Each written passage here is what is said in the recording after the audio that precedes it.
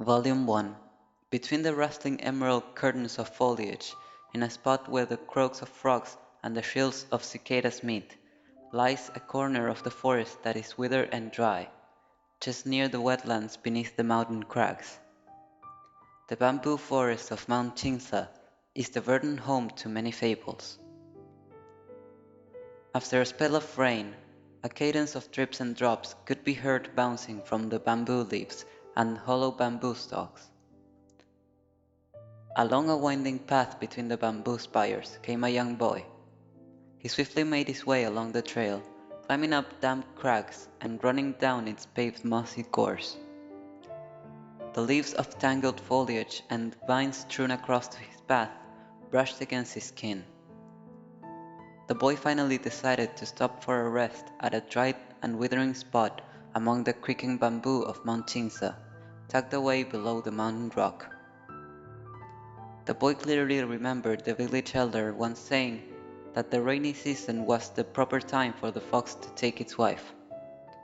Only the eyes of a child could ever see the fox bride's crimson sedan chair, its procession dancing through the forest accompanied by strains of music and thumping drums.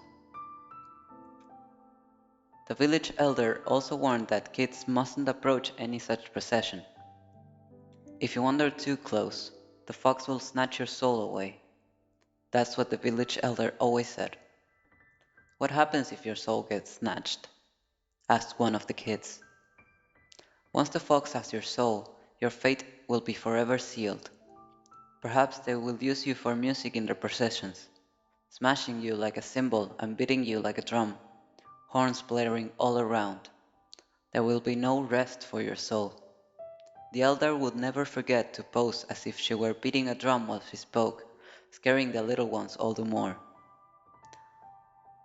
As the boy grew older, he stopped believing the elder's silly fables.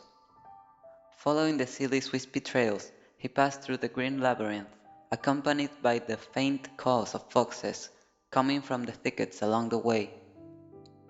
Those crafty creatures hiding deep in the forest will seldom reveal themselves or their boisterous bridal processions to careless treading travelers.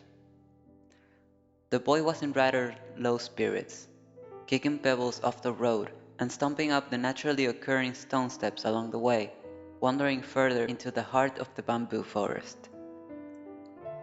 The village elder once said that this very forest was once an ancient kingdom, conquered by the Geo-Archon. But what did the Geo-Archon look like?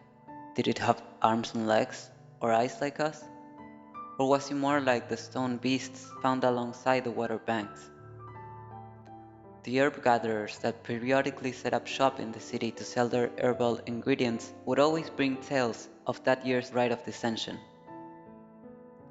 Listening to their stories, one could only imagine the amazing scene of the Geo-Archon descending to the world.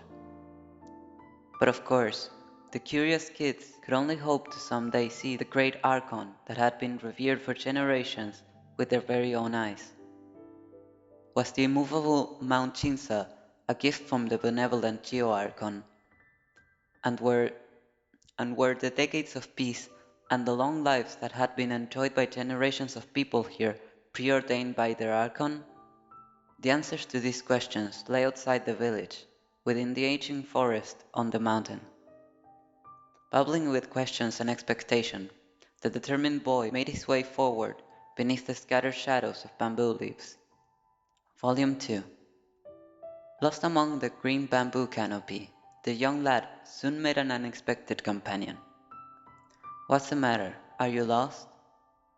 The lad heard a gentle voice among the rustling bamboo stalks, speaking with a hint of sarcastic playfulness. The lad turned to see a slender woman garbed in white. She stood beside a clear babbling brook, with bits of water glistening on her woven rush raincoat, her golden eyes melding with the rays cast through the forest by the setting sun.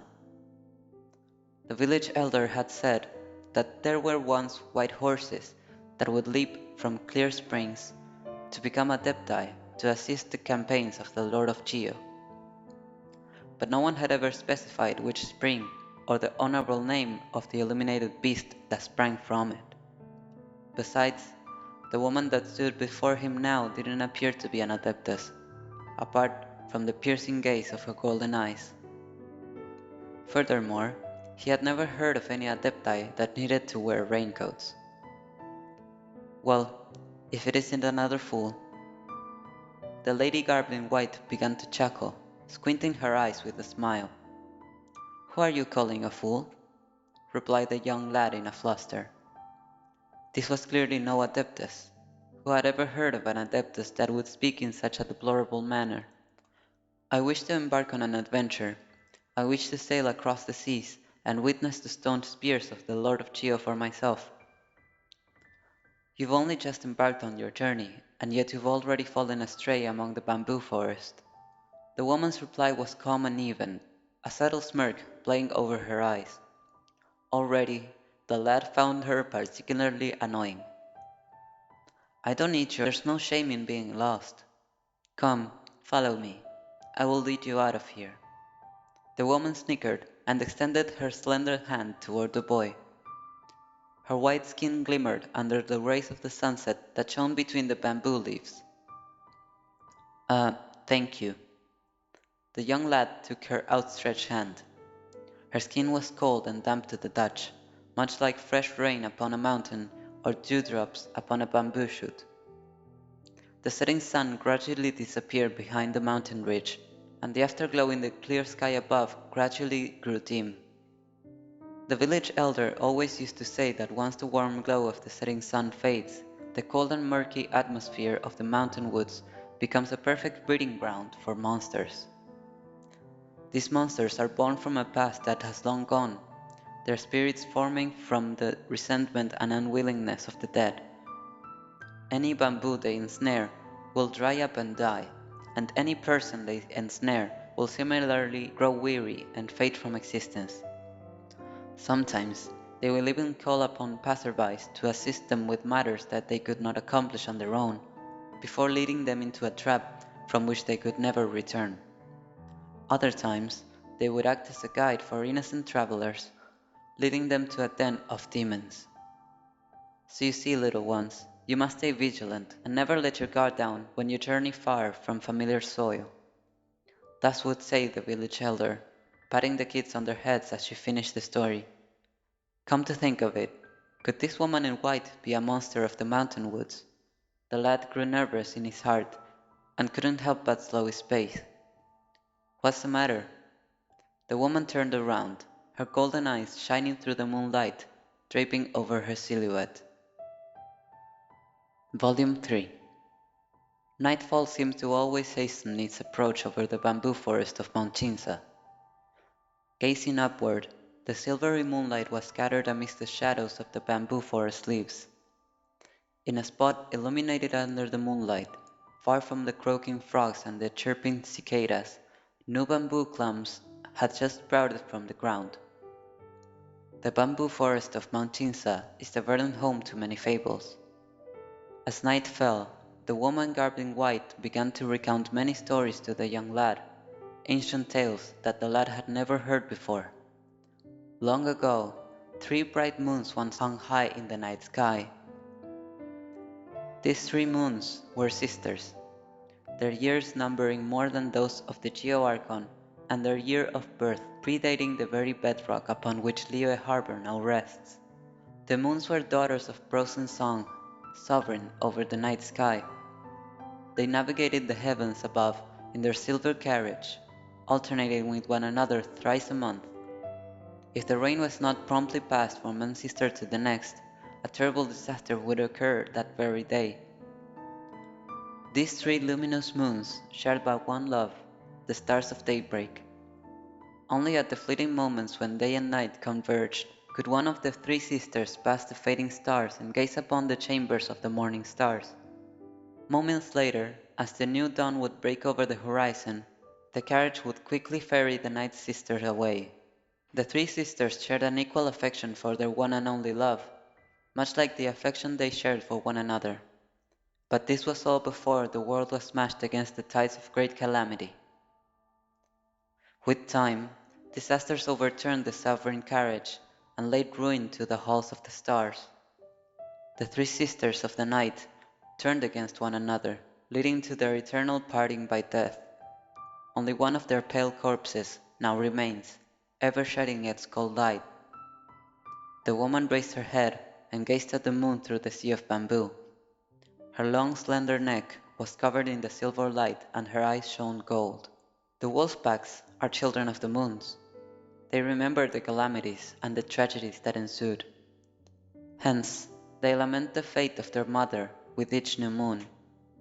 It is also why those who live among the wolves call the morning stars, the surviving love of the moon, the grievous stars. I see.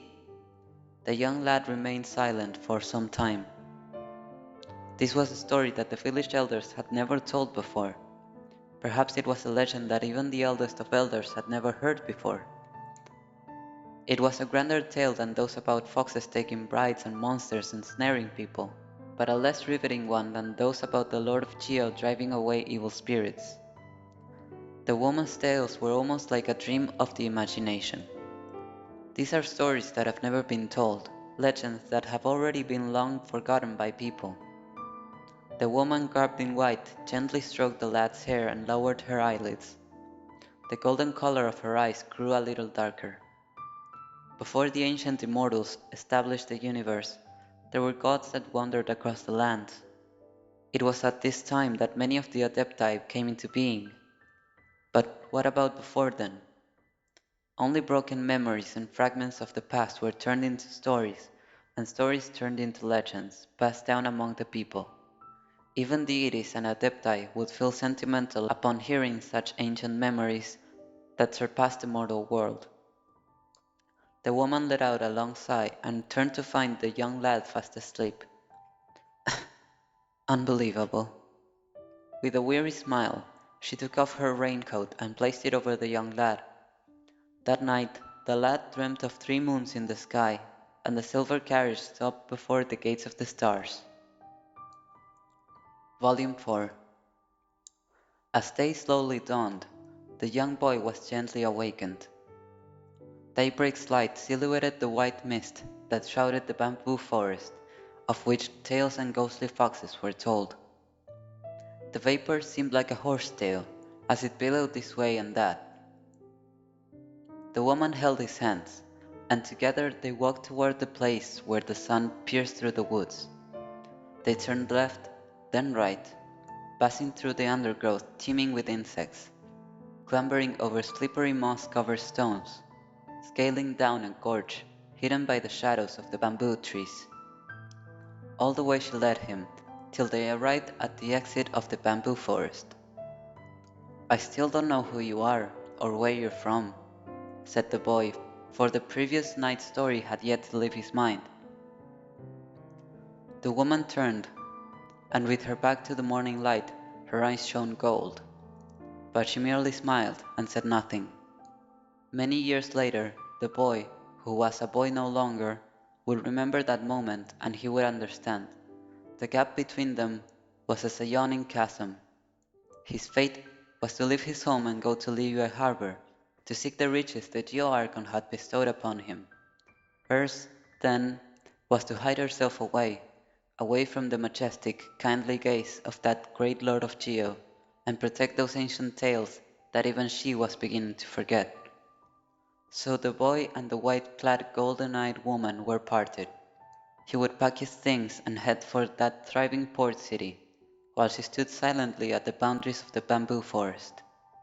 For in her bewitching eyes, she seemed to have already forgotten the young man's fate, that some day, when he was old, tired of the sea and the waves of life, he would slowly return to this mountain village, and there he would live out the rest of his days. In the dawn's glow, the boy heard a whinnying cry that then grew distant. He turned and looked, and there was nothing behind him, but a single strand of hair that had come to rest on his shoulder.